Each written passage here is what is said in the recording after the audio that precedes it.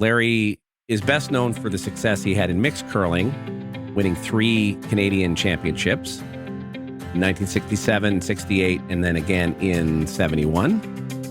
This older gentleman come to me one night, a mixed Christmas field. Would you like to play with us in it? And I said, oh my God, I said, that's with 2 women. The secret of our success in the mix, I've told numerous people this, was our women.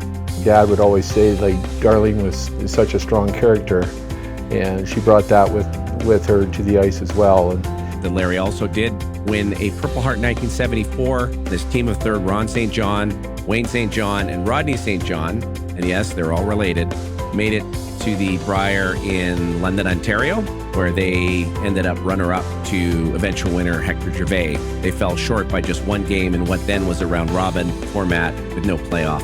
In 74 in North Alford, that was a provincial. And, you know, it was a toughie. Mazinki was there, and we beat him twice.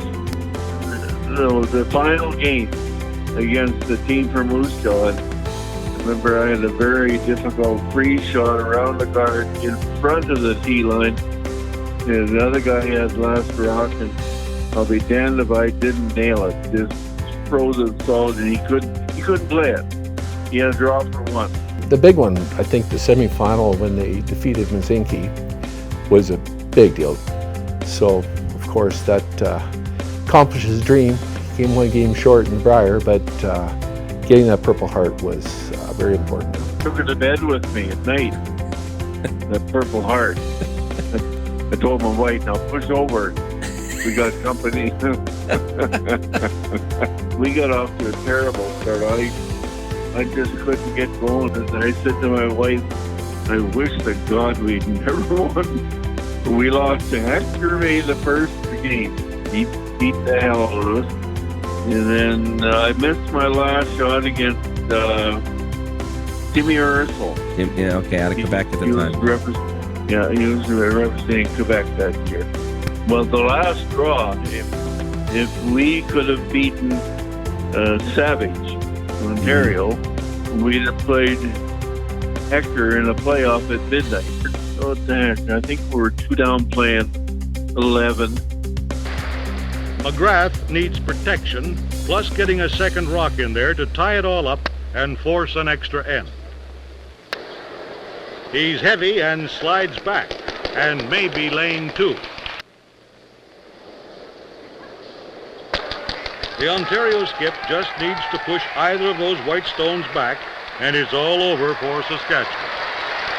He gets it, and Alberta wraps up the 1974 Canadian Curling Championship. Hector, he won his game, and unfortunately, Mr. Savage was too tough for the Kindersley boys. Dad's personality just spoke for himself. You know, they would call he's a gentleman on the ice. You know, you hear that all the time. His hair was always so. Probably had one of the most perfect deliveries in the game. And that's the way he was. He was a perfectionist. He never let the notoriety of what he did get to him. In fact, I think what Dad would like to be remembered is giving back. Giving back to the game. That's what he would talk about. It wouldn't be about his wins, wouldn't be about making anything bigger than what it was, but more about giving back. Dad definitely left a mark on us.